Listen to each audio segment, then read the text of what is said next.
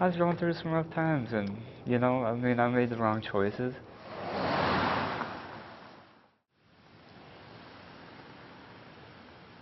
Depression was definitely on the list.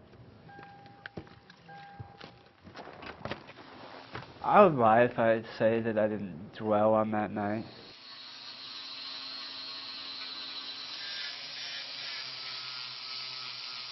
Got the gun out of the closet, and I remember just cocking one in the chamber and looking down on the barrel of the gun, and I just said, oh, f*** it, and pulled the trigger. Only thing I got to see was him coming out of the emergency room with his head size, with just gauze wrapped around it, with a straw coming out to breathe in. It was devastating. It really was.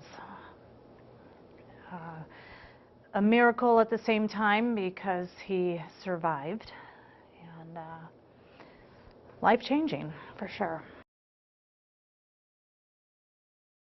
Andy Sandness was just 21. Once his condition stabilized, his parents brought him to Mayo Clinic to try to salvage the best quality of life possible under the circumstances. In our patient's case, there's no teeth, missing a lot of the jaw, both upper and lower jaw.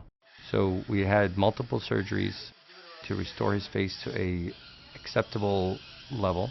But acceptable was a relative term, according to Mayo Clinic plastic surgeon Dr. Samir Mardini. Andy's nose was gone, his cheekbones shattered, his injuries affected how he breathed and the simple task of eating. You know what? I was stupid, and I made the wrong choice, and now I'm paying for it for the rest of my life.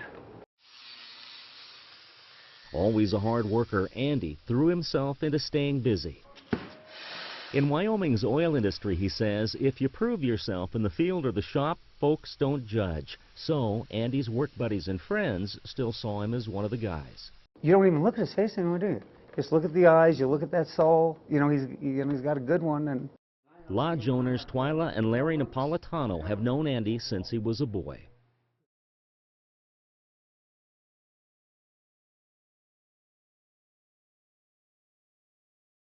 I remember that. Clear as day, dude. Boxes of old photos document the simpler days of Andy's childhood. Me with I got a diaper on that's halfway down around my ankles. I'm gonna be 3 years old. It'll be Christmas in 1988.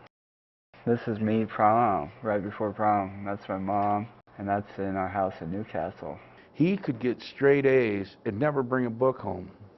Everyone loves Andy, everyone. So everyone's rooting for him. His personality just overtakes it, and he's just a really neat guy. Still, social interactions have been a challenge, and dating nearly impossible. It'd be nice to settle down and have a wife and kids. You know, because I imagine it's not easy to walk through a mall and have people staring at you. I personally wouldn't like it. They're, oh my God, Mom, look at him, you know, look at, he's got a fake nose and all this stuff. What happened to him and stuff like that. So I just I tend to avoid those situations. Which makes it easy to understand why the high country of Wyoming had become one of Andy's favorite escapes. You know, I hunted a lot when I was a kid with my dad. Always glassing with your binoculars and looking for any sign, you know. I know everywhere to go hide if I want to just get away from people. Yet, given the opportunity, Andy gladly chose to come in from the cold, so to speak, and rejoin the life his injuries had forced him to leave behind. I'm good. I'm excited, happy, a little nervous. After years of waiting, Andy and a team of medical specialists were ready to begin more than 50 hours of incredibly complicated surgery at the Mayo Clinic Isamandalal Obeid Center for Reconstructive Transplant Surgery, the center's first face transplant. None of it's possible without the Mayo Clinic and everything that they've done from the time that I showed up in 2006 until the time I'm here now. It'll help him tremendously, tremendously. It's like getting a second chance in life.